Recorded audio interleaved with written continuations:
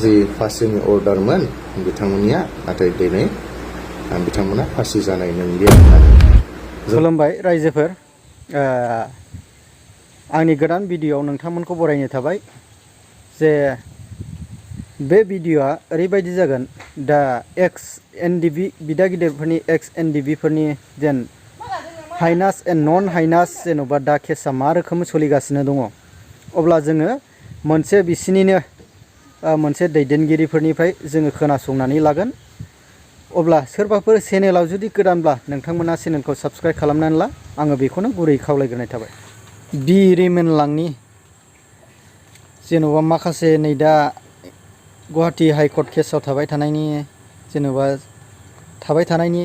जेनेबा मा रोखोम जादों अब्ला बिनि डिटेल्सखौ जोङो दसे खोनासंनानै लाग्रोदिनि रायजोफोर। गुवाहाटि हाइकर्टआव थांनानै एनआइएनि माखासे एडभकेट जोंनि साइडनिफ्राय बिथांमोनजों जोङो सावरायहैदोंमोन।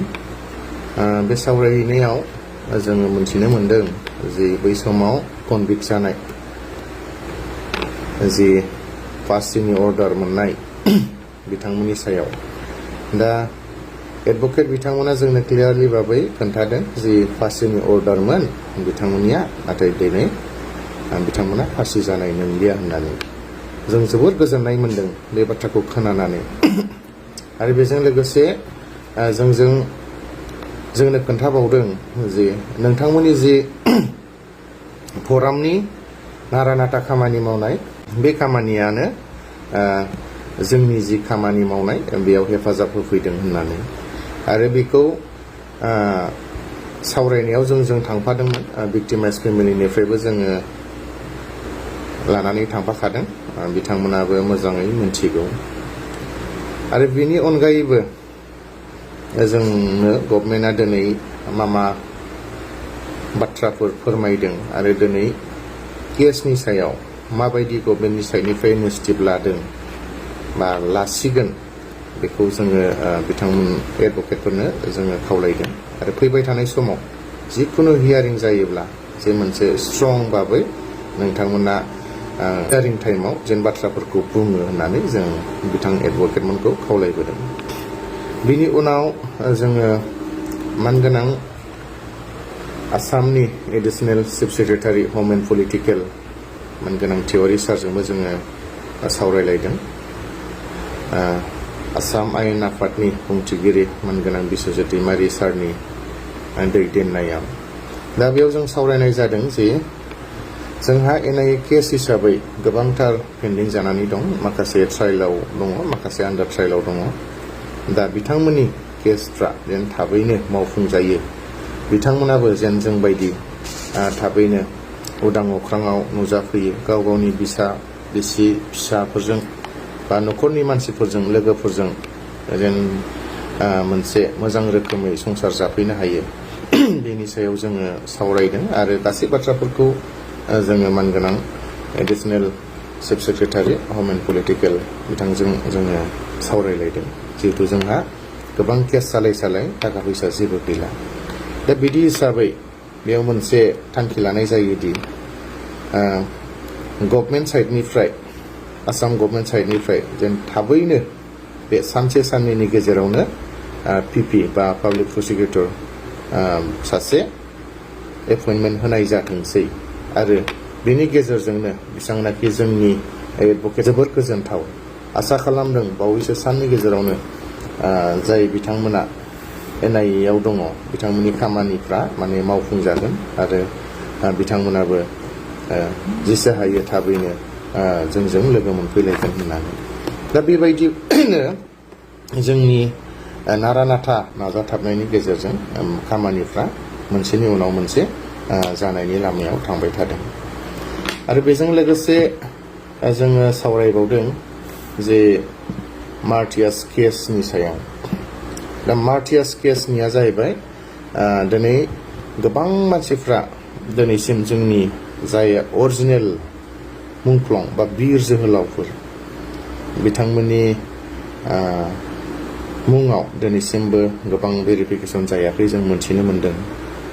मानो होनोब्ला गोबां जोंनि दैदेनगिरिफोरनि बा मुंख्लंफोरनि बिर जोहोलावफोरनि गोथै सहखौ जोङो मोनबोनाय जायाखै। बबेबा हाजोफ्राव, बहाबा दैफ्राव बा बबेबा हादोरफ्राव गोमानानै थाहैबाय। दा बिदि हिसाबै गभर्नमेन्ट साइडनिफ्राय भेरिफिकेसन खालामनो उसुबिदा जादों। दा माबोरै हायो बिथांमोनखौ बा बिथांमोननि न'खरफोरा दिनै एक्स ग्रेसियाखौ मोननो, बिनि सायाव जोङो सावरायनाय जादों। मानो होनोबा थाखा फैसाया गिदिर बाथ्रा नङा। गोबां जोंनि मुंख्लं न'खरफोरनिफ्राय बे बाथ्राखौ बुंहरदों। दिनै जों बुजि मोनदों जे थाखा फैसाया गिदिर नङा, नाथाय जेब्ला मुंख्लं खाम्फा लुगोन बे समाव जोंनि आफामोननि बा जोंनि न'खरनि बा जोंनि बिर जोहोलावनि नामाबो जेन थायो, बिनि मुङैसो गभर्नमेन्टआ भेरिफिकेसन खालामनांगौ होननानै बिथांमोना जोंनिसिम फोरमायदों। जों थाखा फैसाखौ बारा नांजाया होननानै। दा जुदि बिथांमोना भेरिफिकेसन जायाब्ला बिथांमोननि मुङाथ' बै खाम्फायाव लिरजानाय नङा। दा बेखौ जोङो माने सिन्था खालामदों आरो बेनि थाखायनो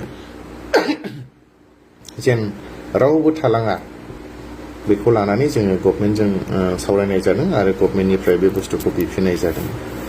दा बे मोनसे आरो बाखिथ' 628 बियो थाबैनो होजासिगोन नभेम्बर डिसेम्बरनि गेजेरावनो। आरो बाखि बेसेबांनाखि आद्रा दंबावो 1400 मुंख्लंफोरनि लिस्ट, बेखौबो थाबैनो भेरिफिकेसन खालामनो होननानै गभर्नमेन्टआ थांखि लानाय जादों। आरो जायफ्रा दिनैसिम भेरिफिकेसन जाथाराखै बेखौबा जोंनो लानाय जादों। बे आरो माखासेखौ अलरेडि दाखालि जोङो साबमिटबो खालामनाय जाबाय। आङो फोरमायहरनो सानदों बा मोनथिहोनो सानदों, जोंहा मोनफ्रोमबो जायगायाव डिस्ट्रिक्ट कमिटि दंजोबखासै। डिस्ट्रिक्ट कमिटिनि आफादगिरि नेहाथारि, बिनि अनगायैबो साब डिभिजन कमिटि दङ आरो बिनि अनगायैबो PS बा पुलिस स्टेसन बेबायदि मोनसे जों दानानै होजोबदों। पुलिस स्टेसननि आन्दाराव, साब डिभिजननि आन्दाराव, डिस्ट्रिक्टनि आन्दाराव। दा बिथांमोनखौ लोगो लानानै बै दैदेनगिरि, डिस्ट्रिक्टनि दैदेनगिरि बा साब डिभिजननि दैदेनगिरि बिथांमोनखौ लोगो लानानै जेन बयबो मा जादों, मा प्रब्लेम जादों बेफोरखौ फोरमायलायनानै जेन खामानिखौ मावो। आं बयखौबो खावलायहरनाय थाबाय। रायजोफोर, नोंथांमोनहा जे खोनाबाय NDFB एक्स NDFBनि जोंना rimwnlang बिथां सारनि बुंनायखौ खोनाबाय। जोंना सरकारनि साइडनिफ्राय जेन'बा प्रमद बर' सारा जेन'बा मावदोंमोन नामा?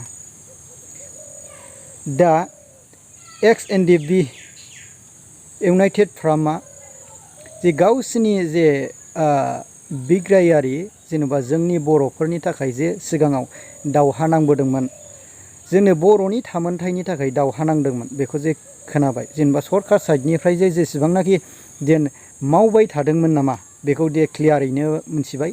रायजोफोर, नोंथांमोनहा बुजिबाय जानांगौ जेन सरकारा जे गावसोरो जेन मावगासिनो दं होननानै जेन दाख्लैनि समावबो गोबां क्रेडिट माबा माबि लालायनायनि जेन माखासे इउटुबारफ्राबो निउस मिडियानि गेजेरजों खिथादों।